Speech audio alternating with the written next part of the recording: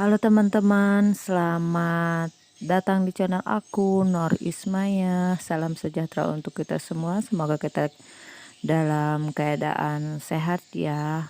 Pada video kali ini kita akan kembali membahas tes wawasan kebangsaan. Lanjutan dari video aku sebelumnya, yaitu soal dan pembahasan dari tes wawasan kebangsaan materi Pancasila. Dalam video kali ini kita khusus membahas materi Pancasila. Langsung saja kita ke soal yang ke-31 ya. Yang dimaksud demokrasi langsung adalah A. Pemimpin dipilih langsung oleh rakyat. B. Pemimpin dipilih melalui perwakilan rakyat.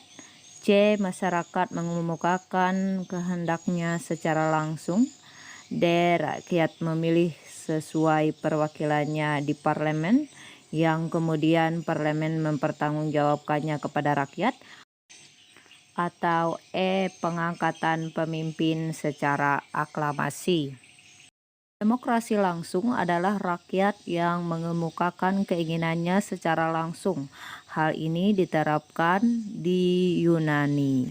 Di teman-teman, yang dimaksud demokrasi langsung adalah C. Rakyat mengemukakan kehendaknya secara langsung. Lanjut ke soal berikutnya. Berikut karakter masyarakat madani kecuali A. Terintegrasinya individu atau kelompok dan masyarakat melalui kontrak sosial. B. Meratanya kekuasaan sehingga terjadi kontrol sosial. C. Dilengkapinya program pembangunan yang berbasis masyarakat. D. Tumbuh kembangnya kreativitas. Atau E. Munculnya pemimpin-pemimpin baru di masyarakat. Munculnya pemimpin baru di masyarakat bukan merupakan karakteristik masyarakat madani. Sedangkan karakteristik masyarakat madani itu terintegrasinya individu atau kelompok dan masyarakat melalui bentuk kontrak sosial, meratanya kekuasaan sehingga terjadi kontrol sosial, dilengkapinya program pembangunan yang berbasis masyarakat, dan tumbuh kembangnya kreativitas. Sehingga yang bukan karakteristik masyarakat madani adalah C. Munculnya pemimpin-pemimpin baru di masyarakat. Lanjut ke soal selanjutnya. Pengertian demokrasi Pancasila menurut Notonegoro adalah A. Paham demokrasi yang bersumber pada kepribadian dan falsafah hidup bangsa Indonesia. B. Ada pada kelima sila Pancasila. C. Demokrasi yang berusaha menyelesaikan permasalahan berdasarkan musyawarah dan mufakat. D. Demokrasi yang berasal dari sejarah dan falsafah hidup bangsa Indonesia. Atau E. Demokrasi yang bercirikan permusyawaratan dengan asas kekeluargaan. Demokrasi Pancasila menurut Notonegoro ialah bunyi 5 sila Pancasila: ketuhanan yang Maha Esa, kemanusiaan yang adil dan beradab, persatuan Indonesia, kerakyatan yang dipimpin oleh hikmat kebijaksanaan dalam permusyawaratan perwakilan, dan keadilan sosial bagi seluruh rakyat Indonesia. Jadi teman-teman, pengertian demokrasi Pancasila menurut Notonegoro adalah ada pada kelima sila Pancasila. Jadi jawabannya adalah B. Soal selanjutnya, pelaksanaan demokrasi Pancasila tidak tertuang dalam A. Pancasila sila keempat, B. Undang-Undang Dasar 1945, C. TAP MPR RI nomor 12 MPR 1998, D. Undang-Undang nomor 9, atau E. Undang-Undang nomor 20. Pelaksanaan demokrasi Pancasila tidak tertuang dalam Undang-Undang nomor 20. Namun pelaksanaan demokrasi Pancasila tertuang dalam Pancasila sila keempat, Undang-Undang Dasar 1945, TAP MPR RI nomor 12 tahun 1998, dan dalam Undang-Undang nomor 29. Jadi pelaksanaan demokrasi Pancasila tidak tertuang dalam Undang-Undang Nomor 20. Soal selanjutnya, prinsip demokrasi Pancasila meliputi A. Demokrasi yang berketuhanan yang Maha Esa dan menjunjung tinggi HAM. B. Demokrasi yang berkedaulatan rakyat dan langsung. C. Demokrasi langsung dan berketuhanan yang Maha Esa. D. Demokrasi yang berkecerdasan bangsa dan langsung. Atau E. Demokrasi yang menjunjung tinggi HAM dan langsung. Prinsip demokrasi Pancasila ialah demokrasi yang berketuhanan dan menjunjung tinggi HAM.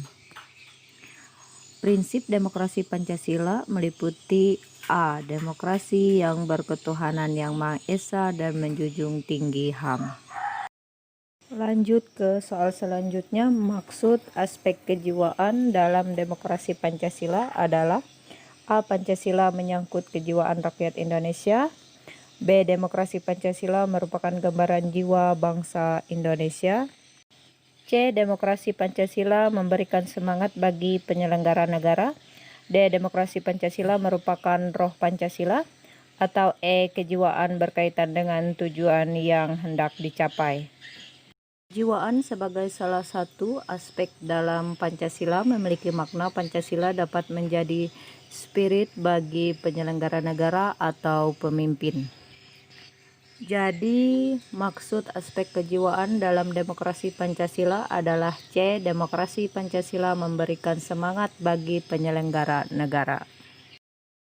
Soal berikutnya, sikap positif terhadap nilai-nilai Pancasila dapat ditunjukkan melalui contoh.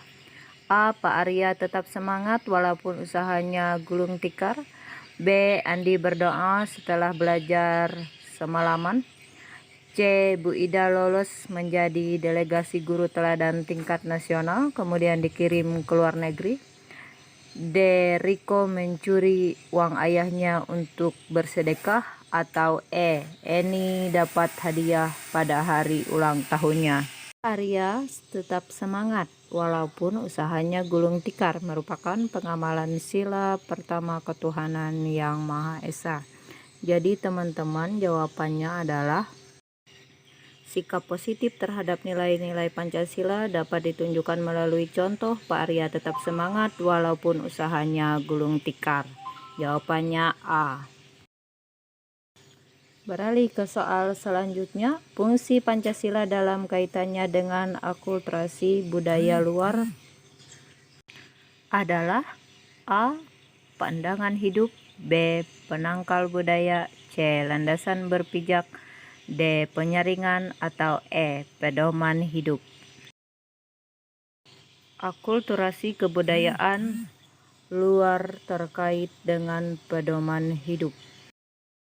Jadi fungsi Pancasila dalam kaitannya dengan akulturasi budaya luar adalah E. Pedoman hidup.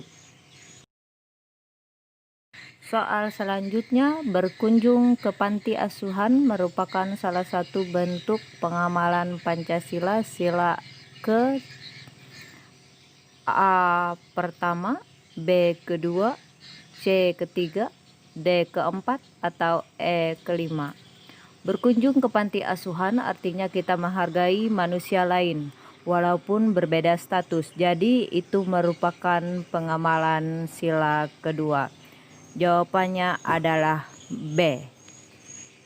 Oke teman-teman, kita lanjut ke soal yang terakhir. Contoh pengamalan sila keempat adalah A. Mengutamakan musyawarah dan mufakat dalam setiap permasalahan. B. Berlaku adil terhadap sesama. C. Mengutus teman untuk mengerjakan skripsi. D. Ridho taat menjalankan syariat Islam. E. Agung lebih memilih membeli baju batik daripada blus. Sila keempat dapat digambarkan saat rapat. Musyawarah menjadi pilihan utama saat menemui suatu permasalahan.